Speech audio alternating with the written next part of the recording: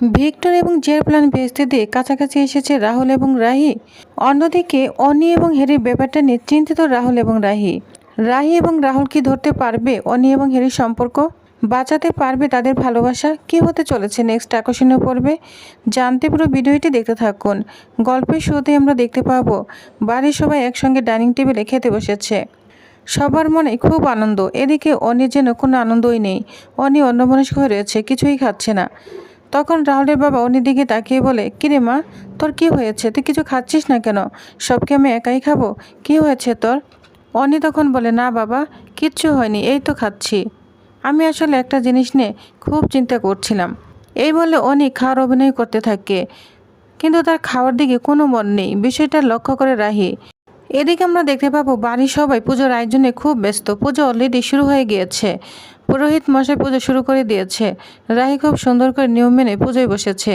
তাকে দেখে মনে হচ্ছে সে পুজোয় যথেষ্ট অভিজ্ঞ। তখন পুরোহিত মশাই বলে, প্রথমে গণেশ বন্দনা করা হবে যাতে সব বাধা দূর হয়ে যায়।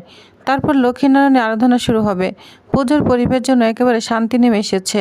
রাধিকা তাকে বলে, দেখো মা, রাহির জন্য অনেক দিন ধরেই পুজোয় অভিজ্ঞ রয়েছে, ওকে দেখে এটাই বোঝা যাচ্ছে। পিসি ঠাম্মা বলে, শোন, ভক্তি নিয়ে কাজ করলে না সব কিছু শিখতে সময় লাগে না। অন্যদিকে বাড়ির বাইরে আবারও ষড়যন্ত্র শুরু হয়েছে। দেখা যায় জিয়া জেলে ভিক্টরের সঙ্গে দেখা করতে গিয়েছে। জিয়া খুব রেগে আছে, ভিক্টরও প্রচণ্ড রেগে আছে। জিয়া, তুমি কি ভাবছো? তোমার পরিকল্পনা না আমার দেখা হয়ে গিয়েছে। আর শোনো, রাহি কি ভেবেছে রাধিকাকে সামনে এনে নিজের নাম করাবে? সেটা আমি কখনোই হতে দেব না। জিয়া তখন বলে, আগামীকাল না অনির আশীর্বাদ, এই সুযোগটাই আমাদের কাজে লাগাতে হবে। ভিক্টর তখন বলে, শোনো, আর একজন রয়েছে ওই বাড়িতে, আমরা না চাইতো সে কিন্তু আমাদের হয়ে কাজ করে চলেছে। জিয়া অবাক হয়ে বলে, তুমি কার কথা বলছো? ভিক্টর বলে, তিতলি। হ্যাঁ, আমি তিতলি কথাই বলছি। তিতলি একমাত্র মানুষ যে রাহিকে ওইভাবে ওই বাড়ি থেকে দূরে সরাতে পারবে। এ কথা শুনে জিয়া অনেক অবাক হয়ে যায়। তার মুখেও যেন হাসি ফুটে ওঠে। অন্যদিকে দেখা যায় বাড়ির পরিবেশ একেবারেই উল্টো। সারাদিন সবাই উপোস করেছে, কিন্তু রাহুলও যেন উপোস করেছে, সেটা কেউ জানে না। বিষয়টা সবার অজানা। রাহুল না খেয়ে থাকতে পারছে না। সে নিজেকে বলে, আমি কি করব? আমি তো থাকতে পারছি না, আমার পেটে মনে হয় ইঁদুর দৌড়াচ্ছে। এই বলে সে এদিক সেদিক হাঁটতে থাকে, কিন্তু তার কিছুতেই মন স্থির হতে পারছে না। খোদাই কি করবে কিছুই বুঝতে পারছে না। ঠিক তখনই দেখা যায় নিমু এবং মিমু চলে আসে, কারণ তার দুজনে বুঝতে পেরেছে রাহুল ব্রত রেখেছে। কিন্তু তারা রাহুলের ব্রত ভাঙানোর জন্য তার সঙ্গে দুষ্টুমি করতে থাকে। পাকা আম নিয়ে এসেছে। নিমু বলে, দাদাভাই, এই দেখ, তোর জন্য কি সুন্দর আম নিয়ে এসেছি। মিমু বলে, দেখ রাহুল, তোর জন্য না একেবারে রসে ভর টসটসে আম নিয়ে এসেছি, খেয়ে দেখ। দুজনেই রাহুলকে খাওয়ানোর জন্য চেষ্টা করতে থাকে, যাতে সে ধরা পড়ে যায় সে আসলে রাহিবদের জন্য ব্রত রেখেছে। কিন্তু রাহুল সহজে ধরা দেয় না। সে বলে, শোন, তোরা কি ভেবেছিস? তোরা কি সারাদিন খাওয়া দাওয়া ছাড়া কিছুই বুঝিস না? সারাদিন শুধু খাওয়া দাওয়া নিয়ে আছিস। বাড়ির সবাই না খেয়ে আছে, আর আমি শুধু খাই খাই করব? এটা হবে না। এই বলে রাহুল ওইখান থেকে চলে যায়। মিমু এবং লাস তখন বুঝতে পারে তাদের দাদাভাই তাদের কাছে সত্যিটা লুকিয়ে যাচ্ছে। আসলে সে বৌদির জন্য ব্রত পালন করছে। এটা ভেবে তারা অনেক খুশি হয়ে যায়। অন্যদিকে সবার অজান্তে রাহুল শুধু পায়চারি করে যাচ্ছে। তার উপোস ভাঙার সময় যেন আসছেই না। এদিকে রাহি শুধু রাহুলের কথাই ভাবছে। আর রাহুল নিজের মনে বলতে থাকে, এখন আমি কি করব? আর তো থাকতে পারছি না। ঠিক তখনই রাহি সেখানে চলে আসে। রাহি বলে, আচ্ছা রাহুল, তোমার কি হয়েছে? তোমার শরীরটা যেন অসুস্থ লাগছে, আর তুমি এরকম পায়চারি করছো কেন? রাহিকে দেখে রাহুল যেন আরও রেগে যায়। রায়ের কোনো কথাও যেন তার সহ্য হচ্ছে না। ক্ষুধার যন্ত্রণায় সে কি করবে কিছুই বুঝতে পারছে না।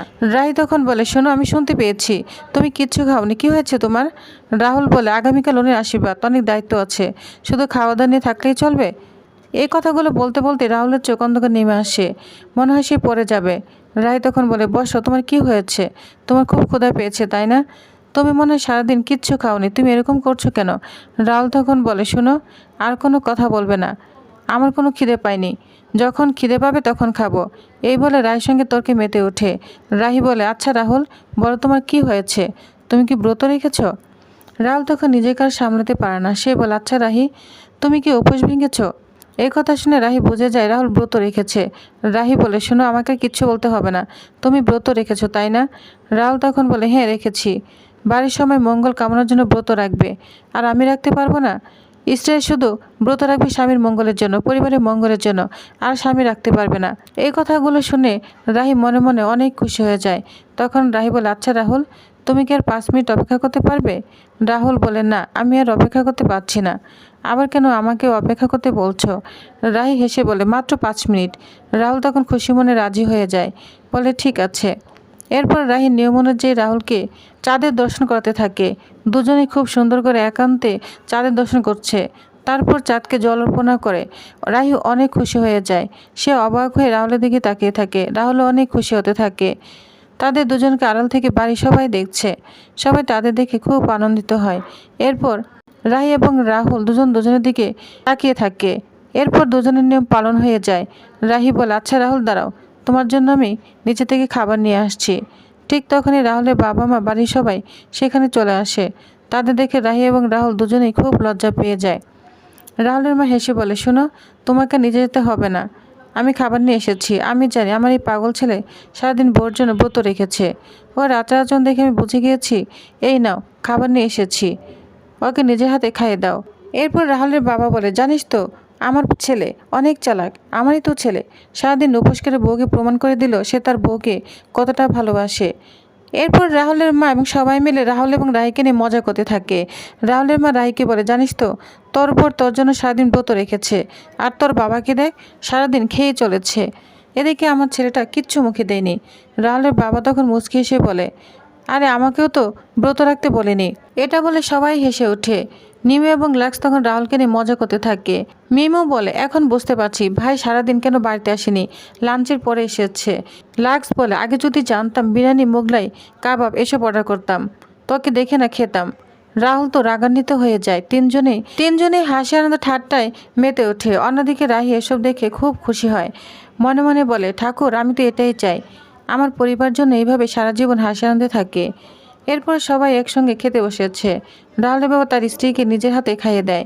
এদিকে রাহুল ও রাহিকে নিজের হাতে খাইয়ে দিচ্ছে। ঠিক তখনই নিমু এবং লাক্স এগুলো ক্যামেরা বন্দি করতে থাকে।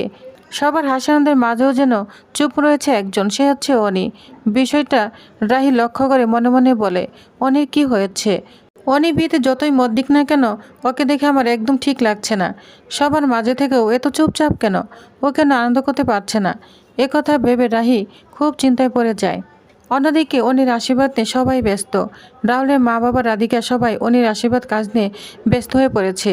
ঠিক তখনই রাহি ওইখানে চলে আসে। বলছে, বাবা সব ঠিকঠাক আছে, ক্যামেরা, ডেকোরেটর, মেকআপ আর্টিস্ট সব আমি বুক করে দিয়েছি, টাকাও দিয়ে দিয়েছি। ঠিক তখনই দেখা যায় রাহির ফোনে একটি কল আসে। ফোন দেখে রাহি অবাক হয়ে যায়। কে ফোন দিল? অপরিচিত নাম্বার মনে হচ্ছে। এই বলে রাহি ফোনটি রিসিভ করে। ওপাশ থেকে রাহুলের কণ্ঠ ভেসে আসে। রাহি অবাক হয়ে বলে, রাহুল তুমি? রাহুল বলে, রাহি, আমি তোমাকে একটা লোকেশন পাঠাচ্ছি, তুমি এখনই লোকেশনে চলে আসবে, তোমার সঙ্গে আমার খুব জরুরি কথা আছে। রাহি তখন বলে, কি বলছো রাহুল? বাড়িতে অনেক কাজ রয়েছে। রাহুল তখন বলে, আমি জানি, কিন্তু তোমাকে একটু সময়ের জন্য হলেও আসতে হবে। আমি এক্ষুনি লোকেশন পাঠিয়ে দিচ্ছি। আর সবচেয়ে গুরুত্বপূর্ণ কথা, বাড়ির কাউকে বলবে না যে তুমি আমার সঙ্গে দেখা করতে আসছো। যা শুনে রাহি অবাক হয়ে যায়। সে বলে, ঠিক আছে। ফোন কেটে দেওয়ার পর রাহি কিছুক্ষণ চুপচাপ দাঁড়িয়ে থাকে। রাহুলের মা বলে, কি হয়েছে রাহি? সব ঠিক আছে তো? কে ফোন করেছে? এবার দাঁড়িয়ে আছো কেন? রাহি বিষয়টা এড়িয়ে যেতে চায়। সে বলে, আমার বাবা ফোন করেছিলেন, ওখানে নাকি একটু সমস্যা হয়েছে, আমাকে এক্ষুনি যেতে হবে। মনে হয় ব্যবসার কোনো আলোচনা আছে। আমি এক্ষুনি যাব, এক্ষুনি আসবো। পিসি ঠাম্মি বলে, খুব দরকার হলে যাও, বেশি দেরি করো না, বাড়িতে তো অনেক কাজ রয়েছে। রাহি বলে, না পিসি ঠাম্মা, আমি এক্ষুনি যাব, এক্ষুনি আসবো। এই বলে রাহি সেখান থেকে বেরিয়ে যায়। এরপর দেখা যায় রাহি লোকেশন অনুযায়ী সেখানে পৌঁছে গিয়েছে। চারিদিকে অন্ধকার, কিন্তু রাহুলকে কোথাও দেখতে পাচ্ছে না। রাহি চারিদিকে তাকিয়ে বলে, লোকেশন তো ঠিকই আছে, কিন্তু রাহুল কোথায়?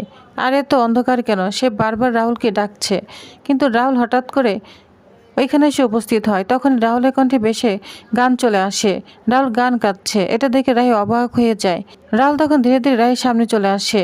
রাহি তো আরো অবাক হতে থাকে। রাহুলের গান শুনে রাহি যেন নিজেকে সামনে রাখতে পারে না। দুজনেই খুব কাছাকাছি চলে আসে। রোমান্টিক গান গাইতে থাকে। দুজনের জন্য অনেক খুশি হয়ে যায়। তো ভিউয়ার্স, তাহলে আগামী পর্বে কী হতে চলেছে? রাহুল এবং রায়ের ভালোবাসা কি অটুট থাকবে, নাকি জিয়া এবং ভিক্টরের ষড়যন্ত্রে আবারও রায় এবং রাহুলের মধ্যে দূরত্ব তৈরি করবে? কি হতে চলেছে পরবর্তী আপডেটে জানতে হলে আমার সাথেই থাকুন। ধন্যবাদ।